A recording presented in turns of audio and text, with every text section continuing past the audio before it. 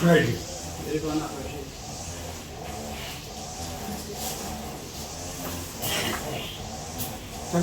Takamberi penyu nyaya ndeyekuti tezvaro anoda machorwa awo mombe nhatu nembudzi nhatu yanemombe dzako zvitupa nemari yedari zvondiposa inombopinda here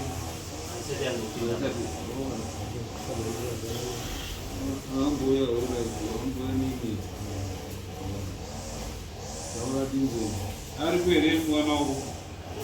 ari kuuya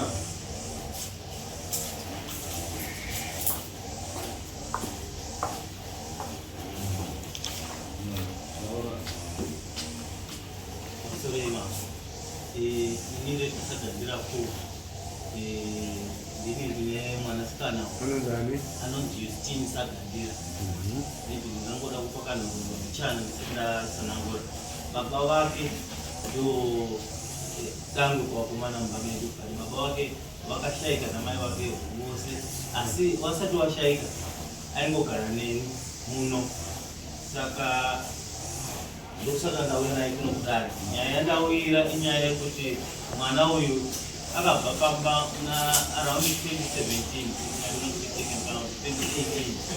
tikamutsvaga tikakuonzwa kuti ane murume waari kugara naye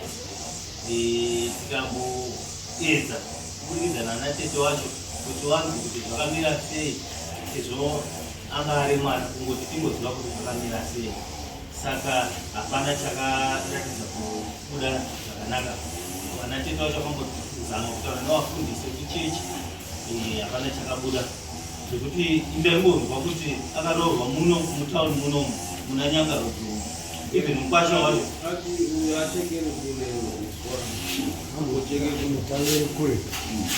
even mukwasha wacho kana kuti ndimuzive ndatotanga kutomuonawo pano nhasi indaitongonzwa achinzi musa ndinotoshamisika kutonzwa zvakare kuti anonzi mudhara panapa saka chaita kuti ndinyanye kuuya inyaya yekuti mwana ako kuti apa nepapa achinifonera baba tiri kusangana nematambudziko but maoko angu anenge akasungwa nekuti nini nemukwasha wacho ndine ndisingamuzivi saka ndaona kuti zvakanaka kuti ndiwe kuno kudare nditi pa5-6 years dzamagara dai mandionawo kuitira kuti kana kuri kufambidzana ndikukwanisewo kuti kana pane zvinoda kugadziriswa tikwanise kunge tichizoona ndo nyaya yandinayo unoda chii chibva mapedzisa pane vana vairi vari muno mudare munoda uripirwa nechii apa mandimombe 3 nembudzi 3 ya tatangokumbira pfuma yacho because hapana chakambobviswa kana kuti timuziva titomuziva hakusati magara pasi kuti mubvumirane pfuma chaanobvisa madamages then ozouya munyazozogara kuchibvisa mapfuma asi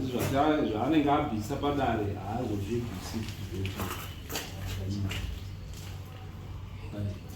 zvinzwa mombe nhatu nembudzi nhatu mai pano yekutanga inenge yakamirira mai mombe yamai unenge wabvisa mombe yababa unenge wabvisa mombe yematyorwa unenge wabvisa mbudzi nhatu dzemasungiro yewana wako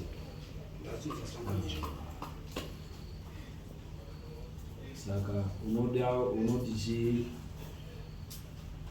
unobvisa here kana kuti chii mombe imweyo inenge iri 350 ichizi 1050 pamombe mbudzi 40 120 zvogaita 1170 kana iri keshi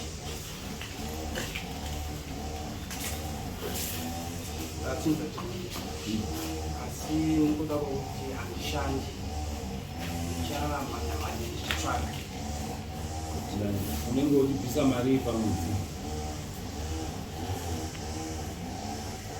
sekumhanya kwauri kutaura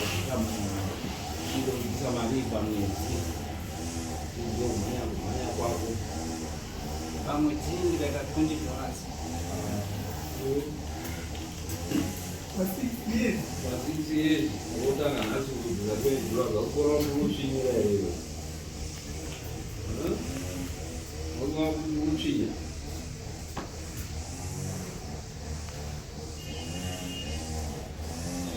nawe ndichitokumbira kuchenda munhu asingashandi imhosva iyi taura semunhu ari pamhosva wendivura zvitotsvina toshandisa mukwasha wangu hashandi nekuti inini nekungodwa kwandinoita even nemwana wangu anoti ndi-auto electrician even wazhinji vanogadzirwa mota naye saka ndikutoshandisika mudare rimwe kubva kuti anoti hashandi kushanda mazuva anaya vanhu pana tiri pafumo hapasina mafumo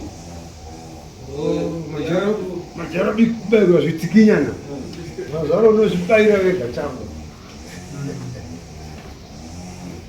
chokwadi chimwe